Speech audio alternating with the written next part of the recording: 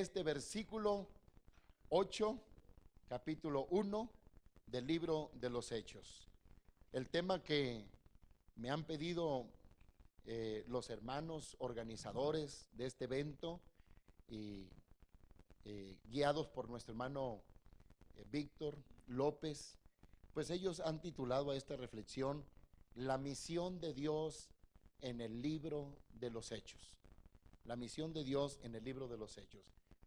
Si usted ha leído a varios comentarios bíblicos, comentarios exegéticos, a varios autores, distintos autores, todos coinciden en que a la hora de analizar el libro de los Hechos, ellos discuten un punto, ya sea que lo mencionan, presentan las distintas opciones y puntos de vista sobre el libro de los Hechos, pero uno de los puntos que tocan es muy recurrente. Ellos dicen, el libro de los Hechos de los Apóstoles tal vez se debería de llamar el libro de los Hechos del Espíritu Santo. ¿Ven? Y argumentan que todo el libro va explicando cómo el Espíritu Santo va obrando, se va manifestando, va trabajando, va haciendo una serie de acciones, de bendiciones, de milagros, desarrollando ministerios, haciendo avanzar a la iglesia. Y en todo el libro de los Hechos exactamente es verdad, es cierto, se va mencionando al Espíritu Santo. Y entonces hay teólogos que dicen, es más propio quizás llamar a este libro de los Hechos de los Apóstoles, los Hechos del Espíritu Santo.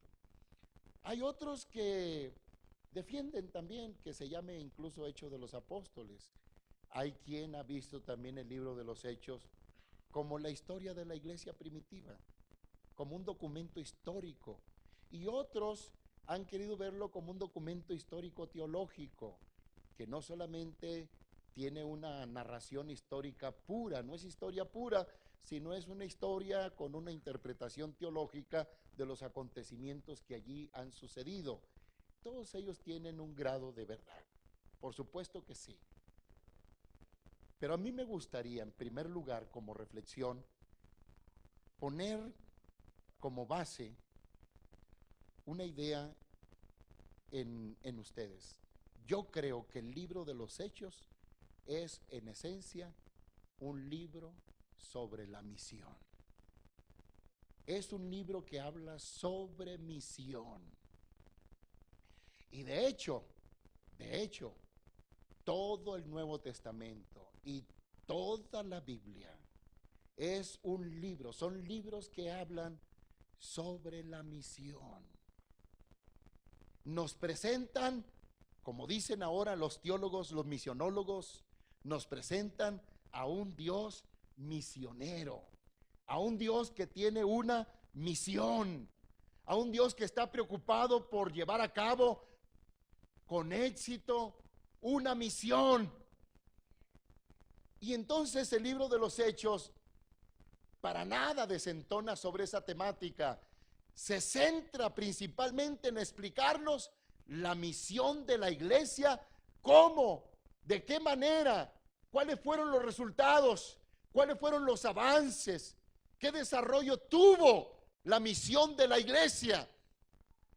Y en ese sentido, si usted ve al libro de los Hechos como un libro que en esencia habla sobre misión, entonces va a descubrir también otras cosas, otras preguntas muy importantes. Primero, uno empieza a entender entonces por qué se mencionan a algunos personajes y por qué no se mencionan a otros. ¿Por qué es que a veces aparece tanto Pablo?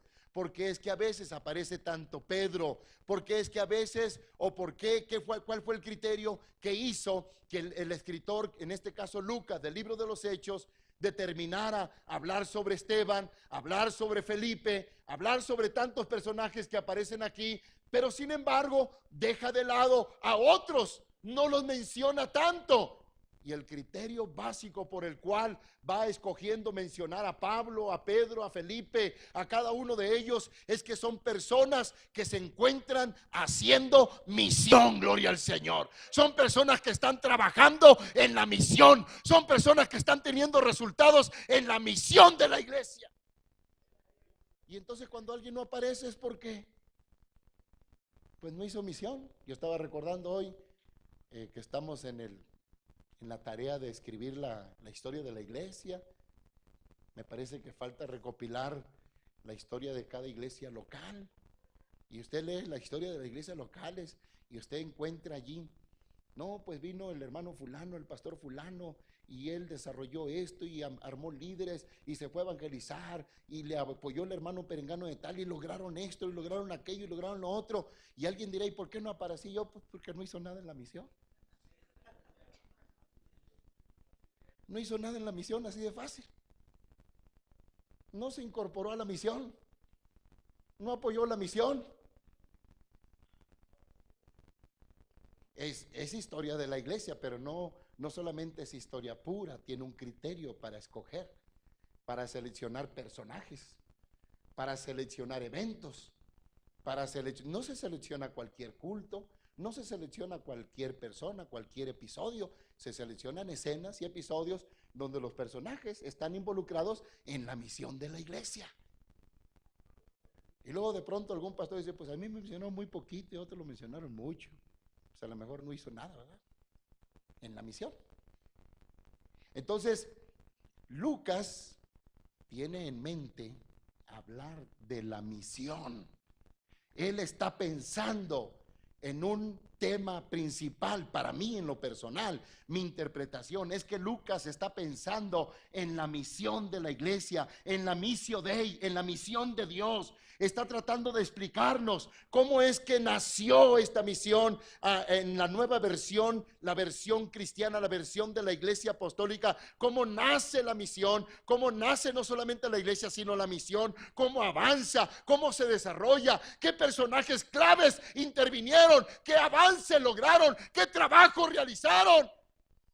Y todo el criterio tiene que ver con la misión de la iglesia, los resultados que se lograron. Cuando usted va a las epístolas, sí se empieza a contaminar a veces el discurso.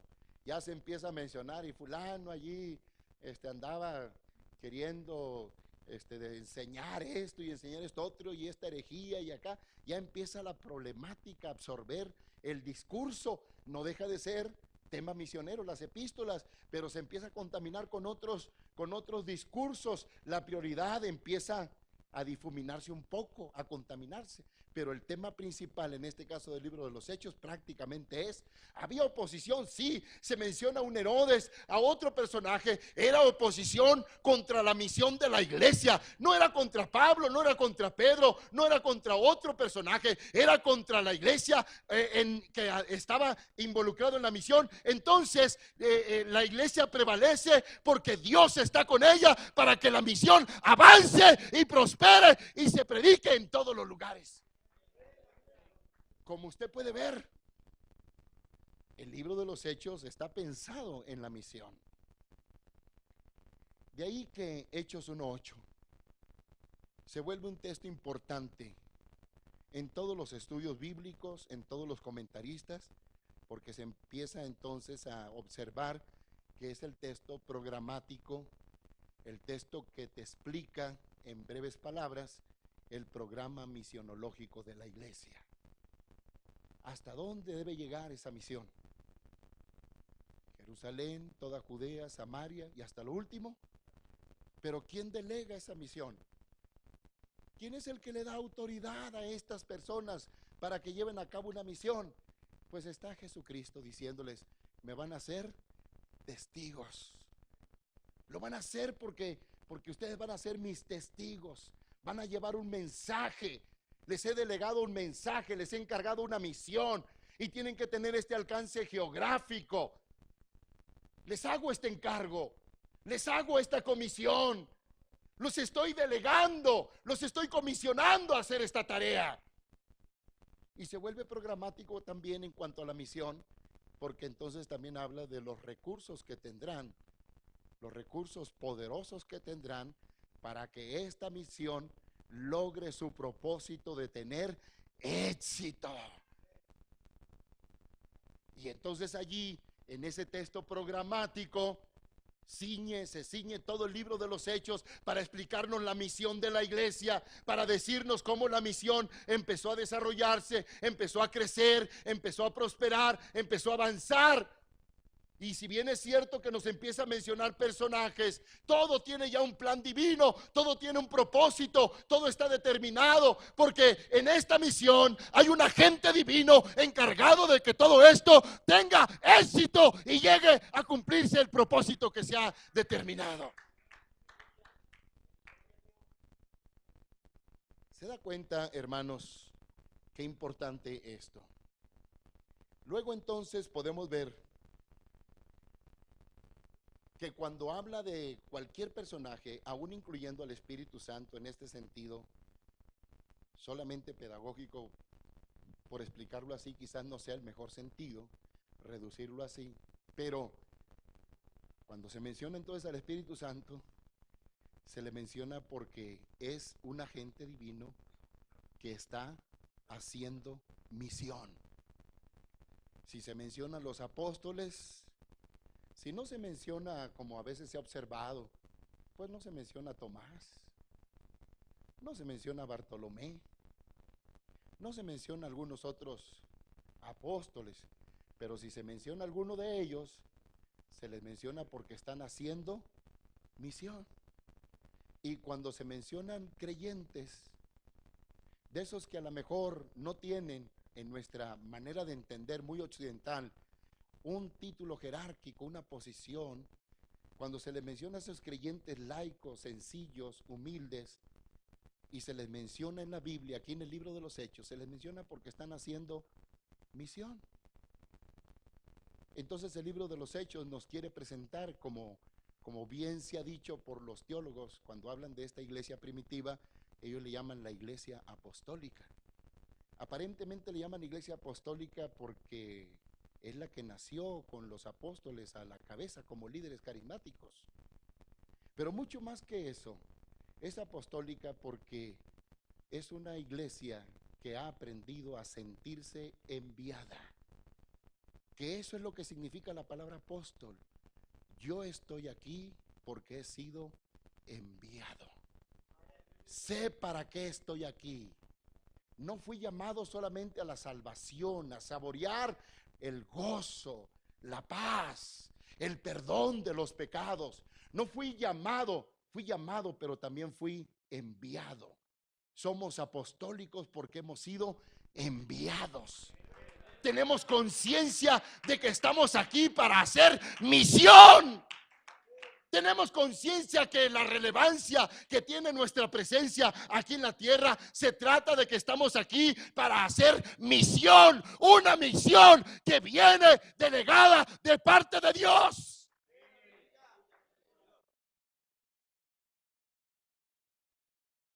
Todavía se sigue discutiendo en nuestro tiempo de mucha gente interesada en que el término apóstol tenga más interés como título jerárquico. ¿Y para qué?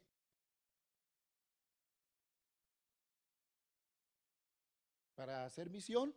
No, solo es un título. Aquellos que de manera, voy a decirlo así, a lo mejor hasta inconsciente, han aceptado que son gente enviada a cumplir una misión, son apostólicos porque son enviados, han sido enviados por el mismo Jesucristo, han experimentado que el mismo Dios los ha enviado. Han experimentado eso de distintas maneras. Lo han experimentado, quizás leyendo la escritura han sentido que el mismo Señor Jesucristo los ha enviado a cumplir una misión. Esos se sienten apostólicos y tienen conciencia que la razón de su existencia aquí en esta tierra es cumplirle a Dios en esa misión que Él nos ha encargado. Gloria al Señor. Los que piensan que la realización es de otra manera, pues pueden pensar más bien en un gafete. Pero un cristiano, por humilde que sea, que tiene una conciencia apostólica en el sentido bíblico del término. Los apóstoles fueron apóstoles en un sentido carismático, en un sentido de elección, para ser testigos de la muerte y la resurrección de Jesucristo. Pero fueron apostólicos porque fueron enviados a una misión y transmitieron ese encargo, esa misión, haciendo también de la iglesia una iglesia apostólica.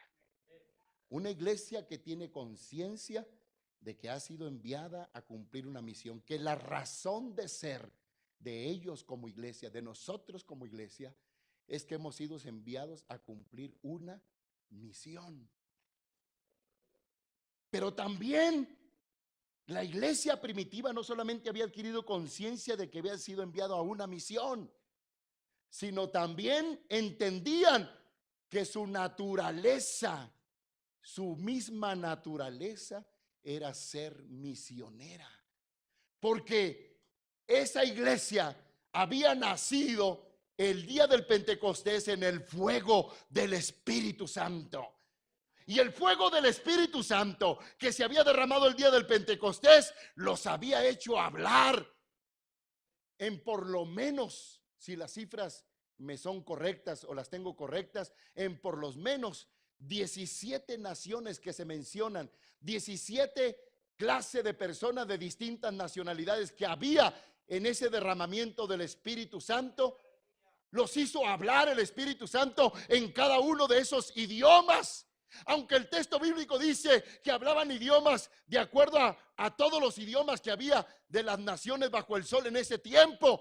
Y si se piensa y se acepta que eran 70 naciones y por lo menos había 70 idiomas, lo más seguro es que esa iglesia del día de Pentecostés habló en lenguas en más de 70 idiomas. Magnificaban y alababan y glorificaban, invocaban el nombre glorioso de Jesucristo.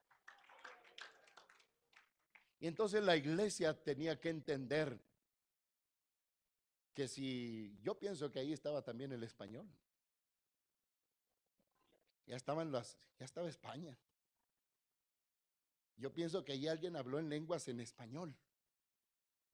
Y yo pienso que ya en español allí, desde el día del Pentecostés, contrario a lo que dicen los judíos mesiánicos, desde el día del Pentecostés ya se invocaba el nombre de Jesucristo en español.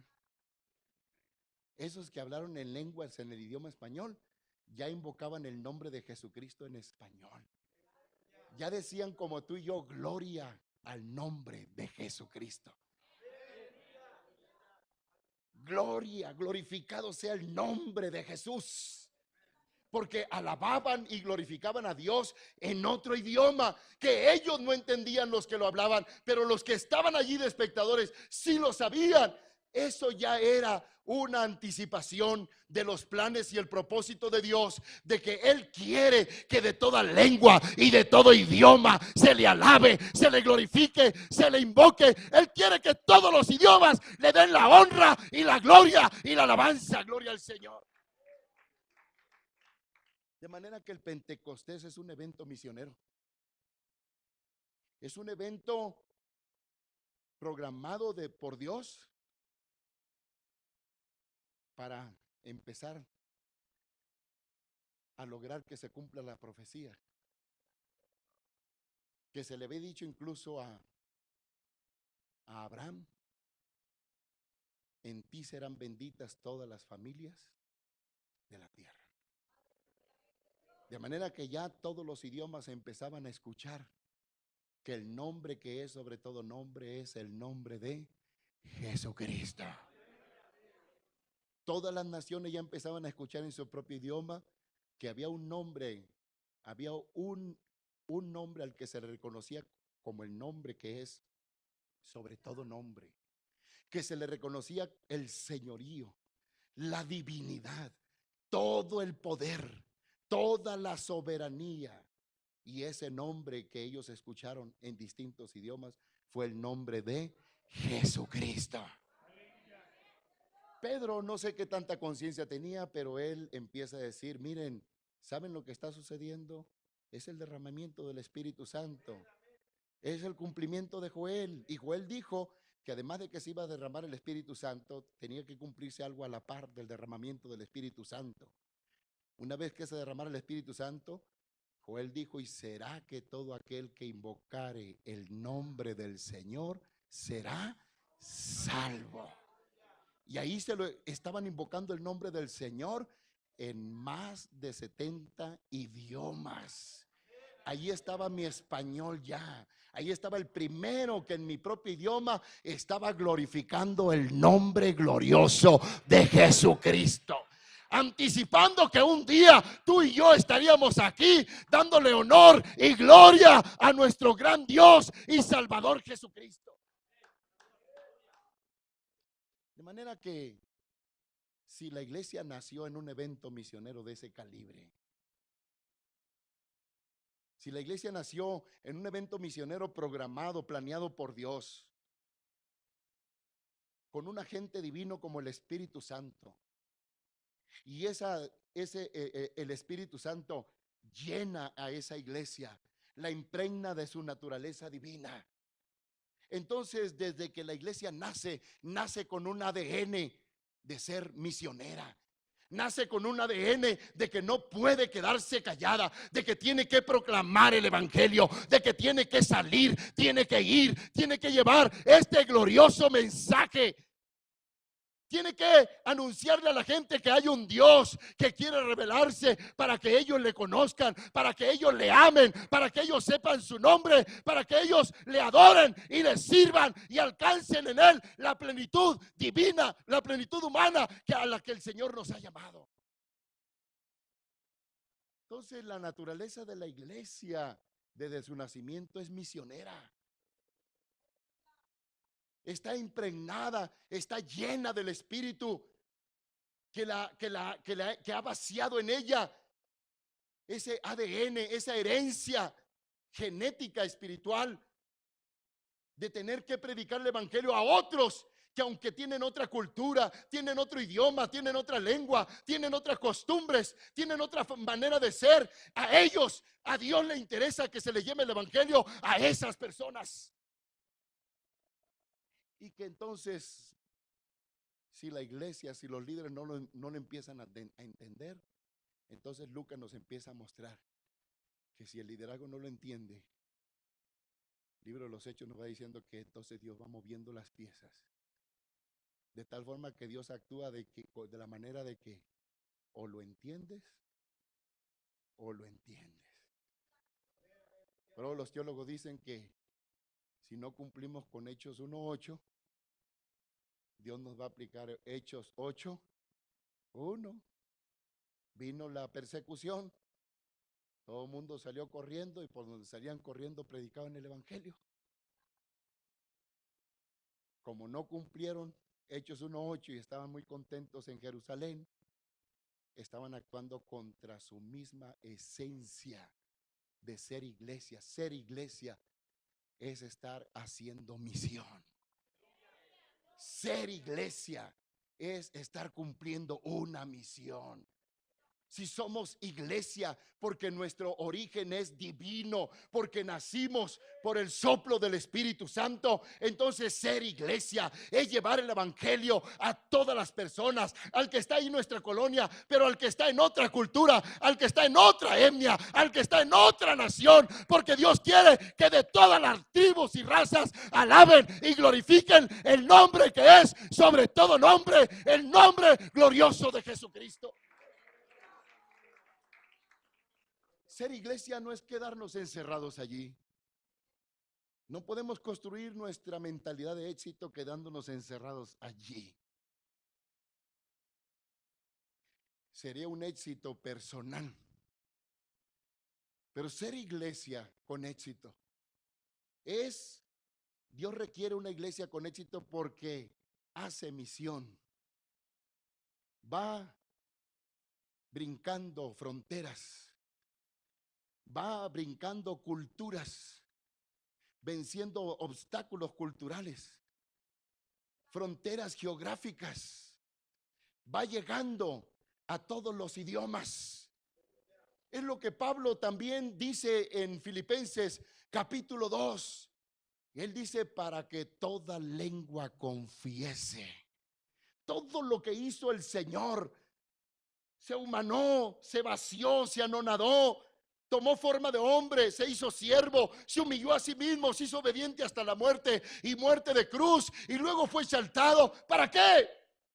Para que toda rodilla se doble, para que toda lengua confiese. Solo que nuestra versión 60 no nos ayuda mucho, porque traduce ahí toda lengua confiese. Inmediatamente pensamos en la lengua de manera como un órgano físico, pero en realidad allí significa para que todo idioma. Dios quiere que en náhuatl, Dios quiere que en tarahumara, Dios quiere que los huicholes, Dios quiere que los purépechas, Dios quiere que todo idioma alabe, reconozca, proclame, grite que Jesucristo es el Señor. Él quiere que de todos los idiomas. Ser iglesia es estar haciendo misión. Por eso yo creo que nuestros padres apostólicos hicieron lo correcto cuando le pusieron el nombre a lo que hoy somos nosotros. Le pusieron el nombre de Iglesia Apostólica de la Fe en Cristo Jesús. Tenían razón. De niño yo escuchaba a los pastores que pastorearon a mi familia en mi pueblo, y ellos decían que la idea de llamarse Iglesia Apostólica era porque queríamos nosotros repetir el modelo de la iglesia de Jerusalén, su doctrina, su misión, su trabajo, su disciplina, su fe, sus creencias, sus dones, sus ministerios. Era repetir ese modelo. Ese modelo no era conformarse en quedarse en un lugar estancado, inundar solamente allí, en ese lugar. Ese modelo era, desde el principio, desde su nacimiento, alcanzar hasta lo último de la tierra. Es cierto que se tiene que empezar en Jerusalén. Es cierto que allí se tiene que también abarcar Judea. Es cierto que se tiene que abarcar quizás ahí a los más cercanos. Pero también es cierto que la iglesia no se puede sentir con éxito si no está llegando hasta lo último de la tierra. Es cierto que yo puedo proclamar que bauticé a 20, bauticé a 30, bauticé a 50, pero al final de cuentas estoy nada más en mi Jerusalén, estoy nada más en mi grupo allí reducido, y tal vez puedo proclamar que tengo éxito, pero al final de cuentas es un éxito personal. Si estoy desligado de las misiones, del trabajo misionero, es éxito personal, es egolatría, es mi nombre que está sonando y que está poniéndose en lo alto. Pero cuando estoy enganchado y apasionado por llegar hasta lo último de la tierra, estoy preocupado que todos los idiomas, que todas las lenguas, que todas las naciones conozcan el nombre que es sobre todo nombre. Gloria al Señor. Y Dios nos llamó a ese éxito, a esa misión, a esa tarea. Si Dios, como yo lo creo así, le reveló a nuestros padres apostólicos, de pronto a veces siento como que alguien quiere que nos dé pena llamarnos apostólicos, de fuera y a veces de adentro. Pero yo creo que es el nombre más correcto que debemos de tener. Porque si somos apostólicos, es porque somos enviados. Nuestros antiguos jerarcas, ellos se sentían enviados. Tuvieron conciencia de ser enviados. Yo admiro la manera en que ellos le dieron importancia a escribir la historia de la iglesia, a tener aquellas reuniones de convención general, donde nada más eran 20 pastores, 30 pastores. Yo decía, convención general con 30 pastores, 40, 50. ¿Y con qué visión y con qué fe ellos conservaban esas reuniones, esas actas, esos datos? Conservaban los acuerdos de una manera formal, los encauzaban de una manera formal, los plasmaban. Pero su idea era estar en constante recorrido por todos los lugares, vigilando que la obra de Dios se fuera expandiendo. Los números no eran importantes si solamente se localizaban en una iglesia local. Eran importantes cuando implicaban el avance de la iglesia a una ciudad más, a otra ciudad más, otra más, otro pueblo más. Y luego se volvieron importantes cuando se empezó a pensar en 1943, si no me equivoco, o 47, que se envió el hermano Maclovio Gagiola, y luego vino Sepúlveda. Y entonces la idea era que el éxito de la iglesia no era bautizar en una iglesia local solamente, era alcanzar un pueblo más, una ciudad más, una nación más, otros pueblos más. Y hoy la iglesia ya no se siente a gusto nada más con eso, quiere otros idiomas, otras culturas, que la India, que China, que el mundo musulmán, que todos esos lugares que tienen un grado de dificultad muy grande. Todos eso nos dice que Dios no ha dejado a la iglesia apostólica de que haya gente que sí se siente apostólica, que sí se siente enviada a cumplir una misión, que sí tiene la conciencia de Dios, de que esta misión no es para quedarnos aquí en este lugar y saborear la salvación. Esta misión es para llevarla al mundo entero, que de todos los idiomas y de todas las culturas en ese idioma alaben y glorifiquen el nombre glorioso de Jesucristo.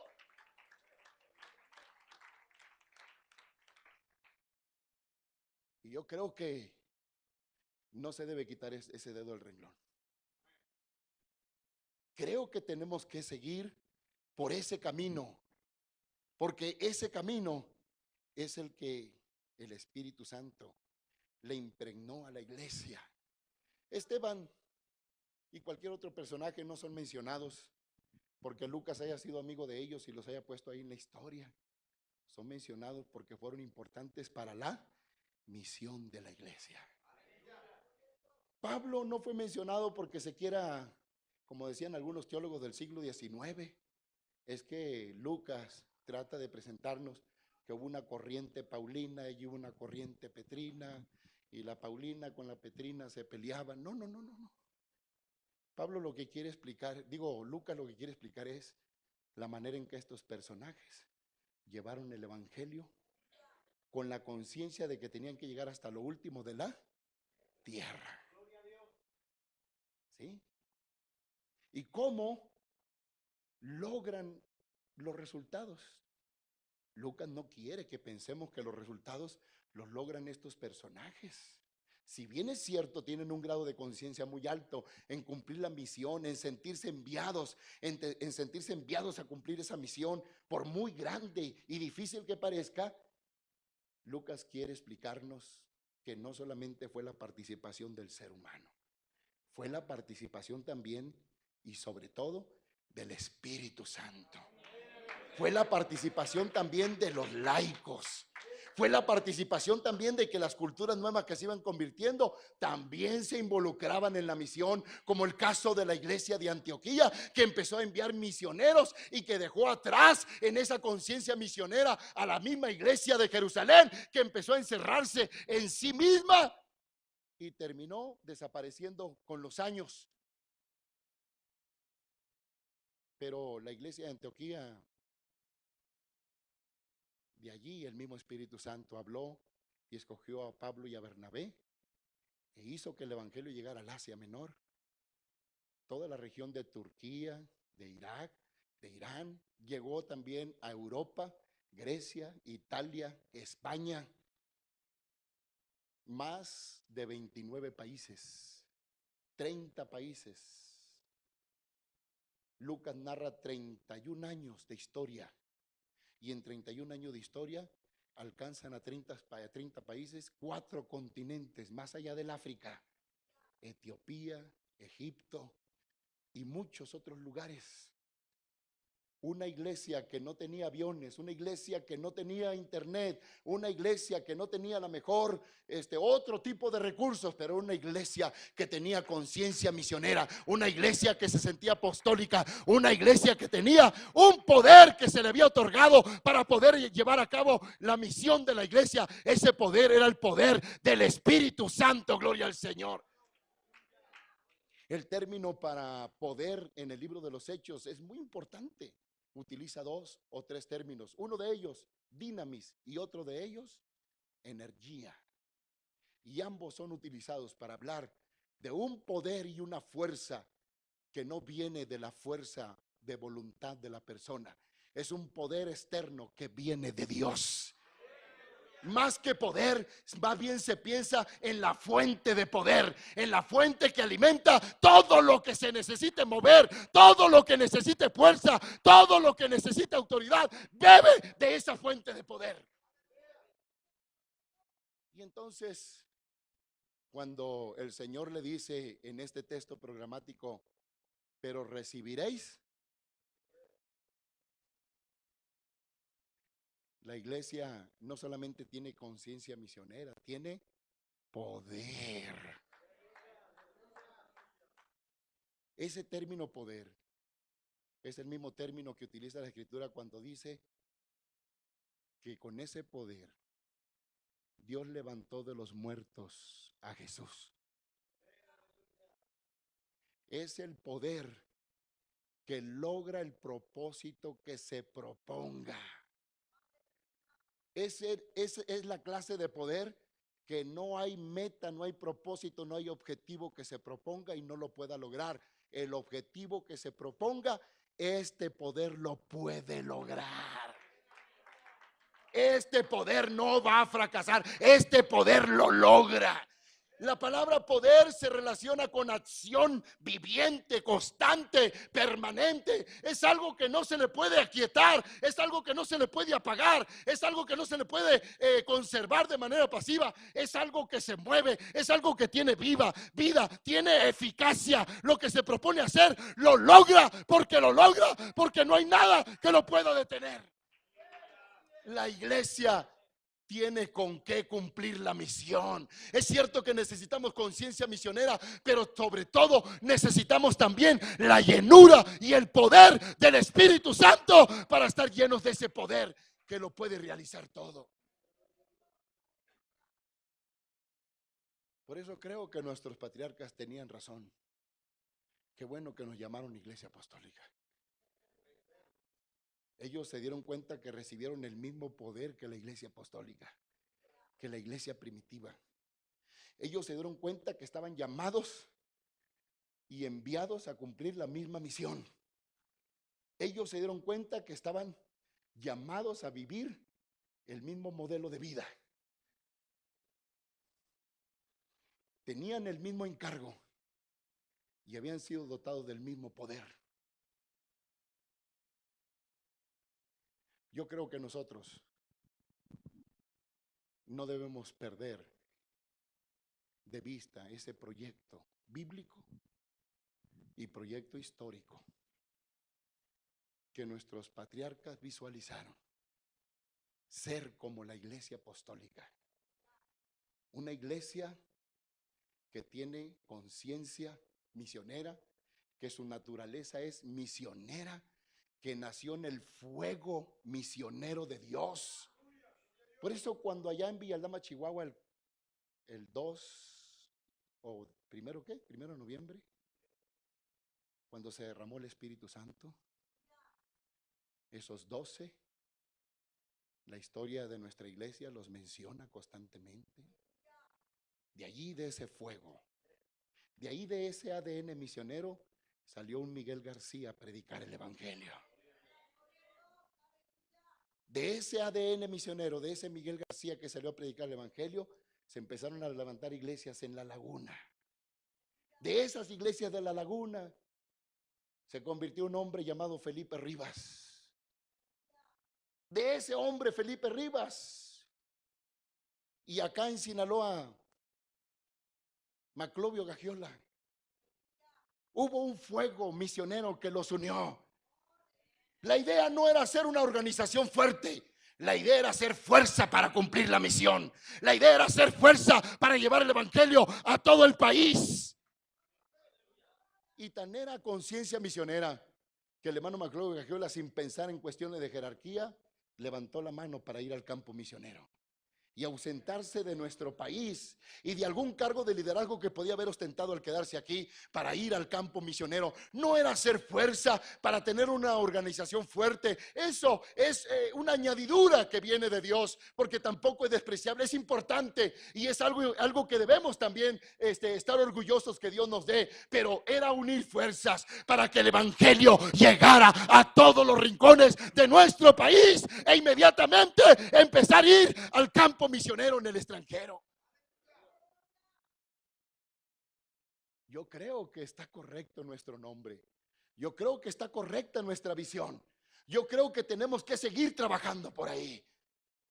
Y yo creo que tenemos que seguir viendo que nuestra naturaleza, la esencia de nuestra naturaleza es misionera. El ADN que nos dio el Espíritu Santo es hacer misión. Pero en el camino de pronto vienen tantas cosas, tantas situaciones, que de pronto corremos el peligro que podamos perder esa conciencia misionera, ese ADN, y entonces nuestra vista se pueda desviar hacia otras cosas. Pero, hermanos, agradecemos al Señor que Dios ha levantado hombres en este tiempo. Siempre ha levantado hombres. Agradecemos al Señor por la vida de nuestro hermano Víctor López, por la vida de nuestro hermano Eleazar Reyes cuando abrió el seminario, la escuela de misiones. A mí me tocó iniciar en esa escuela, no sé si ya estaba en pared, que el hermano Daniel Bustillo ya estaba allí. Y me tocó iniciar con la escuela, a dar clases. Qué bueno que Dios ha levantado hombres como el hermano Daniel Bustillos, que con esa visión y ese empeño y esa pasión le dio una consolidación a la escuela. Que ha levantado hombres como Mauricio, como Elías Romero, aunque no te la creas, Elías. Como Elías, como Mauricio, como Abraham. Muchachos a los que yo admiro, a los que yo les aplaudo, esa pasión con la que hablan, lloran, explican, vibran al hablar de esta conciencia, de esta misión, de este encargo misionero. Qué bueno que nos recuerden que no estamos para sentirnos orgullosos y exitosos haciendo que una localidad se haga grandota, porque entonces nos reduciríamos a éxitos personales. Pero yo creo que no estamos peleando por éxitos personales. Estamos peleando para que la obra de Dios llegue a todos los rincones del mundo y en todos los idiomas se alabe el nombre que es sobre todo nombre. El nombre de Jesucristo. Que los chinos en el idioma mandarín alaben el nombre de Jesucristo. Que los de la India, ¿cómo se le llama el idioma de la India? ¿El hindú? Hindú. Bueno, como se llame, ¿verdad? Si no, aquí voy a terminar mi prédica. Que los rusos en su idioma alaben el nombre del Señor, como dijo Pablo. Perdón, como dijo Pedro cuando nació la iglesia, cuando vio que el Espíritu Santo daba distintos idiomas y que en cada idioma se invocaba el nombre de Jesucristo. Pedro se acordó del pasaje de Joel y dijo: este es el cumplimiento de lo que dijo Joel, y será que todo aquel que invocare el nombre del Señor será salvo. Ya están invocando el nombre del Señor en rumano, lo están invocando en ruso, lo están invocando en otros idiomas, pero de todos los idiomas se debe invocar el nombre del Señor.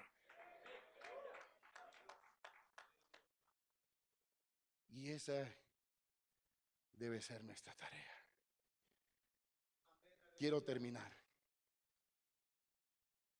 con estas palabras finales. Pero ¿cómo batalla el Espíritu Santo con nosotros? Pedro estaba bien a gusto en Jerusalén. Visitaba Jope, le daban pura comidita de esa judía bien hecha, rica. Y el Señor le puso ahí una mesa con jumiles como los que se comen acá en Iguala Guerrero, ¿verdad? Oh, Señor, jamás he comido cosa inmunda. Digo, yo pastoreé en Iguala Guerrero, igual el hermano Otoniel, ¿verdad? Se come el jumil. Hasta vivos se los comen, los tienen en un frasco y se agarra uno comiendo y se le salen por aquí. Comimos jumiles. Pastoreé allí casi 6 años. Le presentó un plato, ¿verdad? Pues de cualquier otro país, otra cultura. Y Pedro, ¿cómo? Si las comidas judías eran lo mejor, santas, puras. Si de las comidas no podía avanzar a comer otras comidas, menos en lo teológico. ¿Cómo batalla Dios con nosotros para que podamos hacerlo? ¿Cómo batalla Dios para que tengamos conciencia misionera? ¿Cómo batalla Dios con nuestras barreras culturales? Oh, Pedro decía: tengo una iglesia de 10,000 en Jerusalén. Pero el Señor le dijo: no, chiquitito, vente para acá. Y se lo llevó allá con Cornelio. Cuando llegó, todavía llegó muy sácale punta. Ustedes saben que un judío entrar aquí no lo debe de hacer, pero soy tan humilde que acabo de entrar.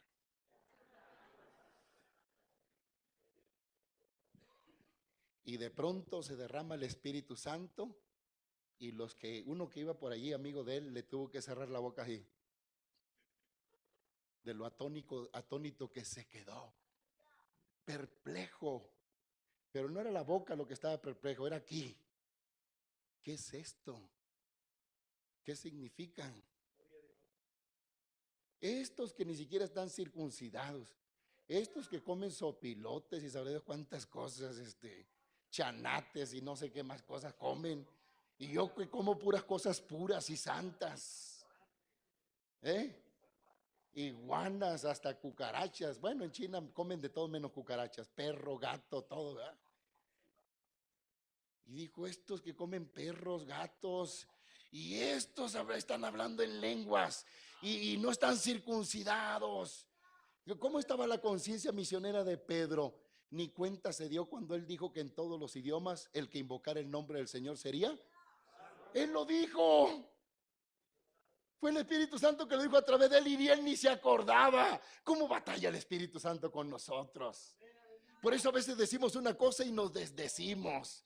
Por eso queremos algo y al final de cuentas no lo queremos. Por eso como que decíamos una cosa y siempre no la hacemos. ¿Cómo le batallaba él? Él dicho: bueno, si me los gano, me los llevo a Jerusalén. No, no, no, nada de Jerusalén. Ahí se van a quedar, porque ahí va a empezar una obra nueva. Ahí va a empezar una iglesia nueva. En esa cultura va a empezar una obra nuevecita, gloria al Señor. Porque de allí tendrá que brincar a otro pueblo, a otra nación, a otra etnia, a otra cultura. Porque el plan de Dios es que todos los idiomas y todas las culturas alaben y glorifiquen el nombre del Señor.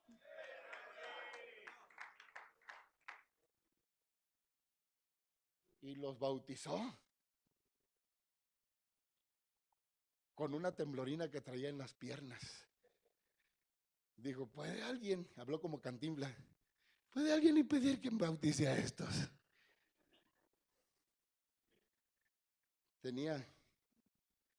Se le había juntado la familia. ¿Alguien puede pedir que yo bautice a estos? Mira la ropa que traen, el sombrero que traen puesto. Estos no usan corbata como yo. Miré una foto ahí de un hermano que subió a unos hermanos con una camisa muy bonita, una bonita corbata, pero una falda. Eran como 5 o 6. Y dice, estos también son apostólicos. Y sí es cierto, porque ¿son de qué cultura? Son de una cultura. Ya me imagino a uno de esa falda predicando aquí. Y echando el brinco.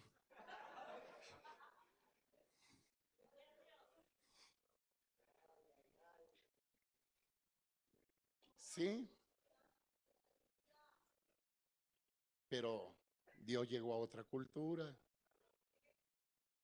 El Espíritu Santo rompió las barreras. El Espíritu Santo le dijo a la iglesia, o lo haces o lo haces.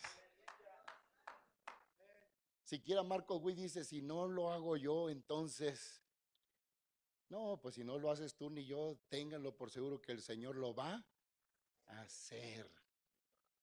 Si no sales, te saca, te manda persecución. Si nada más te aglomeras ahí y no sales, te saca. Porque el plan de Él no es encerrarnos, el plan de Él es ir, salir, predicar el Evangelio, extender el Evangelio, propagar el Evangelio. Y se convirtió Cornelio y entonces se armó un zafarrancho, como dicen por ahí, ¿verdad?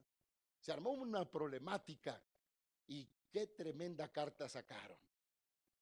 Taparon bocas y dijeron, le ha parecido bien al Espíritu Santo. No fue idea de nosotros, fue idea del Espíritu Santo. A Él le ha parecido que no impongamos estas cuestiones culturales, que lo que tienen que hacer ellos es bautizarse en el nombre de Jesucristo, es servirle al Señor, es apartarse de todo pecado, es predicar el Evangelio. No, hermanos, y de allí empiezan los viajes misioneros de Pablo y ¿quién lo va a detener? 14 años, 29 países, 29 naciones, más de 50 iglesias establecidas, producción de líderes por todos lados, estableció ancianos, pero era un apóstol que sí se sentía apóstol, una persona que se sentía enviado. No era una persona que quería ostentar un título, era una persona que se sentía enviado a cumplir una misión. Hay quien quiere ser apóstol. Nuestro presidente ha hecho un gran eslogan. Él dice, apóstoles en los hechos a los que estamos hablando es la misión. Haz misión, esos son los hechos. ¿Quieres ser apóstol? En los hechos. Queremos que seas apóstol, siéntete enviado, cumple la misión, ve a donde tienes que ir y haz la obra gloriosa de Dios.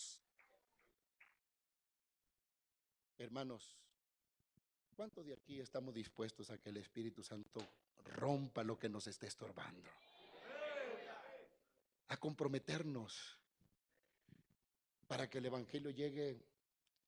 Me habló un hermano de Argentina y con esto voy a terminar. Me dijo, hermano, ¿qué puedo hacer para tener los materiales de educación cristiana? Dice, ¿hay manera de que me los envíen? Olvídate, hermano. Por paquetería sale carísimo, no te llegan, se pierden y sabrá Dios cuántas cosas. Pero digital te los hago llegar en un ratito. Porque no se trata de lucro. No se trata de cuántos materiales voy a dejar de vender y dejar de ganar. Se trata de que las barreras, que no hay que ponerle barreras para que la obra de Dios crezca. Si no pueden llegar físicamente, pueden llegar de otra manera. ¿Y por qué no los del CREA? Para que estudien y se preparen. Pero nosotros tenemos que buscar cómo impulsar la obra de Dios. Yo he hablado con el hermano Víctor sobre la idea de que tenemos que impulsar el campo misionero en la cuestión educativa para producir nuevos líderes. Y líderes que tengan sentido de pertenencia. No tanto a una denominación, pero sí a una fidelidad a la iglesia y a Dios. Y yo quiero invitarle a ponerse de pie. ¿Te animas a pasar aquí al altar?